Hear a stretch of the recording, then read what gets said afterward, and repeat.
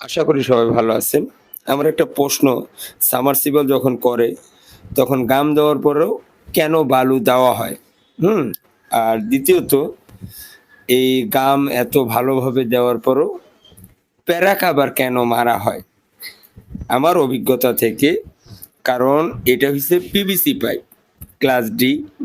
এগুলোতে কখনো গাম কিন্তু ওইভাবে ধরে না। যেমন আমরা ইউপিভিসিটা লাগাই, ওটা যখন গাম দেই, ২ পাশ থেকে আপনার মিশ্রণ হয়ে যায়। এই কারণে গামটা এখানে প্রপার ভাবে না ধরার কারণে বালু ব্যবহার করে, প্লাস প্যারাক মারে যেন কোনোভাবেই জয়েন্টের থেকে ছুটে না যায়। হ্যাঁ? এই ২ টা আমার কাজের অভিজ্ঞতার থেকে ২ টা কারণ। কারণ আমি নিজের অভিজ্ঞতা থেকেও আমি জানি যে যখনই আমরা পিভিসিতে গাম দেই, তখন কিন্তু ওইটা মিশ্রণ হয় না। কিন্তু ইউপিভিসিতে যখন আপনি গাম দিবেন দেখবেন যে একটার সাথে একটা মিশ্রণ হয়ে যায়। হ্যাঁ? এই হইছে মূলত কারণ।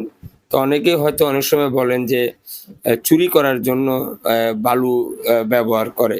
কিন্তু বালু ব্যবহার কারণ কোনটা সেটা কিন্তু আগে জানতে হবে। হ্যাঁ? কতটুক যুক্তিক বলছি জানাবেন।